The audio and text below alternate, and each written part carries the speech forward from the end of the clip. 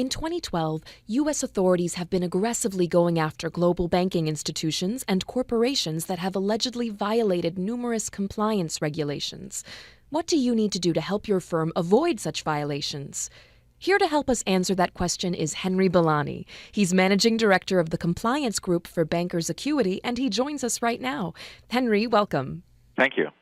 Henry, how have compliance regulations impacted firms recently? Yes, that's a great question. Recently, U.S. authorities have been aggressively going after global banking institutions and corporations that have allegedly violated the U.S. Bank Secrecy Act, the Anti-Money Laundering, as well as the Foreign Corrupt Practices Act. The U.K. has also recently introduced its version of the Foreign Corrupt Practices Act called the U.K. Bribery Act.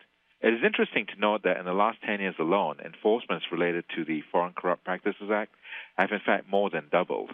And banks like Barclays, HSBC, Lloyds, and Standard Chartered, and even corporations like Daimler and Johnson & Johnson have all been accused of such violations relating to money laundering and corruption. We have seen a lot of publicity around this in the press, resulting in multi-million-dollar fines, reputational damage, and even imprisonment for the individuals responsible.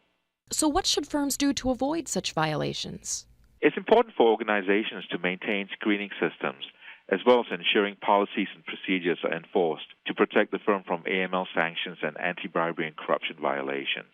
When you look at the Foreign Corrupt Practices Act and the UK Bribery Act in particular, these acts require firms to adopt a well-defined compliance program, and that includes establishing policies, controls, employee training, and monitoring.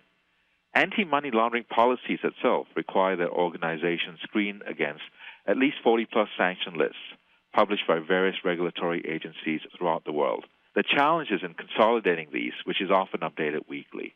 Firms should also ensure that their AML screening systems are optimized to catch as many true hits as possible while eliminating obvious false hits. And finally, Henry, what areas of the business are ultimately responsible for determining and implementing policies that comply with these regulations? While the Chief Compliance Officer is most often held accountable, ultimately any area of the business that deals with implementing and following policies and procedures related to these regulations will probably be held responsible as well. It's important to remember that the responsibility does not end with the CCO, the Chief Compliance Officer.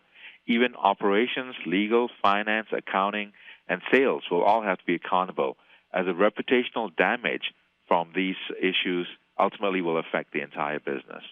Henry, we really appreciate your insight. Thanks for joining us. Thank you very much. I appreciate your time as well. BankersAccuity is on the web at www.BankersAccuity.com.